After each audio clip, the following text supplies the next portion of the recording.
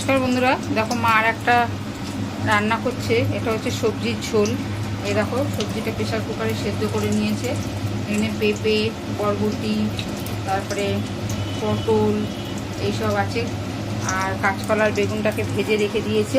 এই যে দিয়ে এবার চারাপোনা মাছের, জ্যান্ত মাছের ঝোল করবে। কালো জিরে কাঁচা লঙ্কা ফোড়ন দিয়েছে, দিয়ে এবার তোমাদেরকে দেখাচ্ছি। এবার মায়ের মধ্যে আনাজগুলো দিয়ে দিচ্ছে।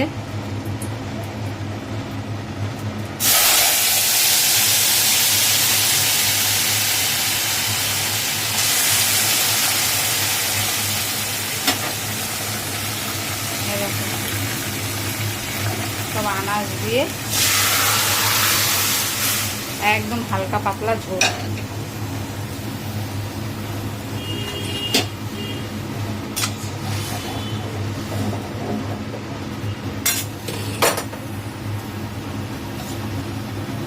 পেঁপে, আলু, বরবটি, পটল, ঝিঙে সব দিয়ে ঝোল। আর এই যে এবার বেগুনটা আর এই কাঁচকলাটা এর মধ্যে দিয়ে দিল।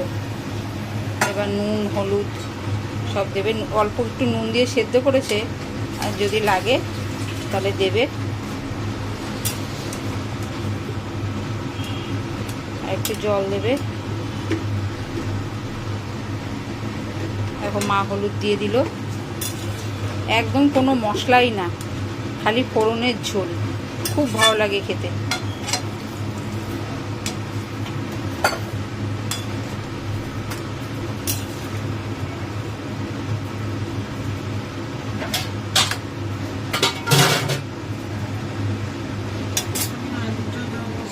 দেখো এই যে দিয়ে দিলে এবার ভালো করে ফুটবে।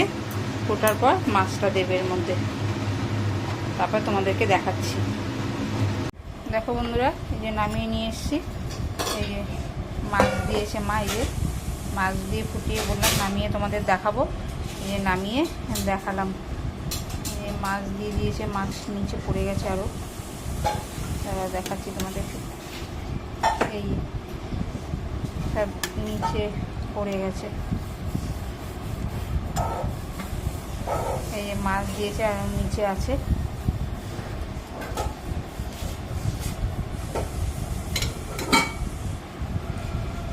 চারা মাছের ঝোল খুবই স্বাস্থ্যকর খাবার।